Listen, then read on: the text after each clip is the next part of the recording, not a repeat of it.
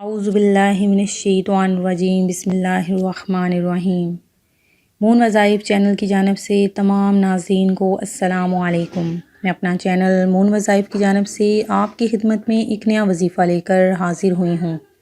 سب سے پہلے ہمارا چینل مون وظائف کو سبسکرائب کر لیں اور بیل آئیکن کا بٹن بھی پریس کر لیں تاکہ ہر نئی آنے والی ویڈیو سب سے پہلے آپ تک پہنچ جائے۔ مولانا روم نے لکھا ہے کہ ایک دفعہ ایک شخص نے اللہ کی عبادت کرنا شروع کر دی اور پروردگار کی عبادت میں اتنا مشغول ہوا کہ دنیا میں سب کچھ چھوڑ چھاڑ کر سب کچھ بھول دیا اور سچے دل سے اللہ کی رضا میں راضی رہنے کے لیے انسانیت کے راستے پر چل پڑا۔ مولانا روم کہتے ہیں کہ ایک وقت وہ آیا کہ اس کے گھر میں کچھ کھانے کو بھی نہ بچا، اور ہوتے ہوتے وہ وقت بھی آیا کہ گھر باہر سب کچھ ختم ہو گیا اور وہ شخص چلتے ہوئے موت کے انتظار میں گلیاں گھومتا کہ اب پلے تو بچا کچھ نہیں تو انتظار ہی کر سکتا ہوں، اللہ سنبھال لے۔ ایک دن بیٹھا ہوا تھا، دیکھا کہ اس کے قریب میں ایک لمبی قطار میں گھوڑے گزرے۔ ان گھوڑوں کو سیٹ سونے اور چاندی سے بنی ہوئی تھی اور ان کی پیٹوں پر سونے کے کپڑے پہنے ہوئے تھے۔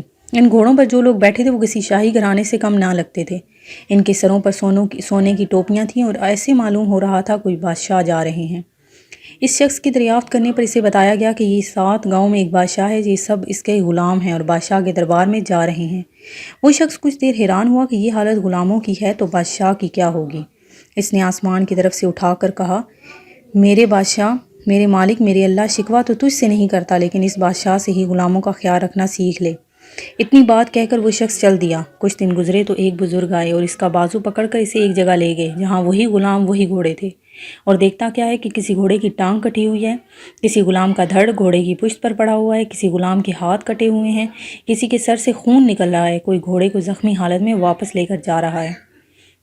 وہ شخص حیران ہوا اور بزرگ سے پوچھا، جناب آپ کون ہیں اور یہ سب کیا ماجرا ہے؟ اس وقت اس بزرگ نے کہا کہ یہ وہی غلام ہیں جو اس دن سونے میں لپٹے ہوئے تھے اور آج یہ ایک جنگ سے واپس آ رہے ہیں، اس لیے ان کی یہ حالت ہے۔ مجھے خواب میں بس اتنا کہا گیا ہے کہ اسے کہنا بادشاہوں کے قربانیاں دینا بھی ان غلاموں سے سیکھ لے۔ یقین جانیے یہ اتنا بڑا جملہ ہے کہ پوری زندگی کی تکلیفیں اس ایک نقطے پر کاٹی جا سکتی ہیں۔ ہم یہاں گھر بیٹھ کر ہی بات کر دیتے ہیں، جی دین کو ایسے نہیں ایسے ہونا چاہیے، یہ تکلیف ایسے کیوں آئی، اللہ سب تکلیفیں مجھے کیوں دیتا ہے، لیکن در حقیقت ہمیں قربانی دینا آیا ہی نہیں۔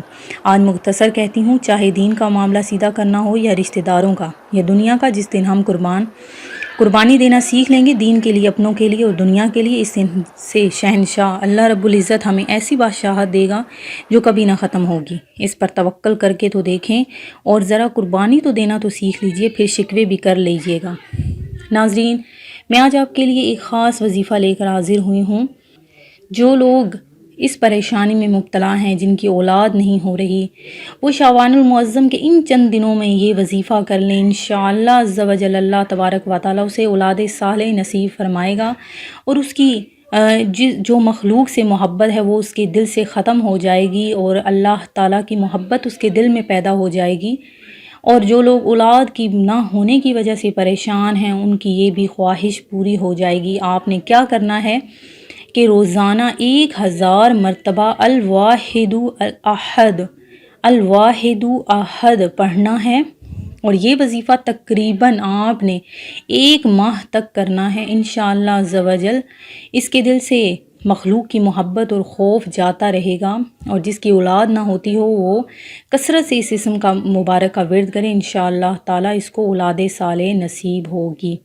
میں امید کرتی ہوں کہ ہمارا آج کا وظیفہ آپ کو پسند آیا ہوگا۔ اسی طرح سے مزید وظائف سننے کے لیے ہمارا چینل مون وظائف کو دیکھتے رہیے۔ اپنا خیال رکھیے گا، دعاؤں میں یاد رکھیے گا۔ اللہ حافظ۔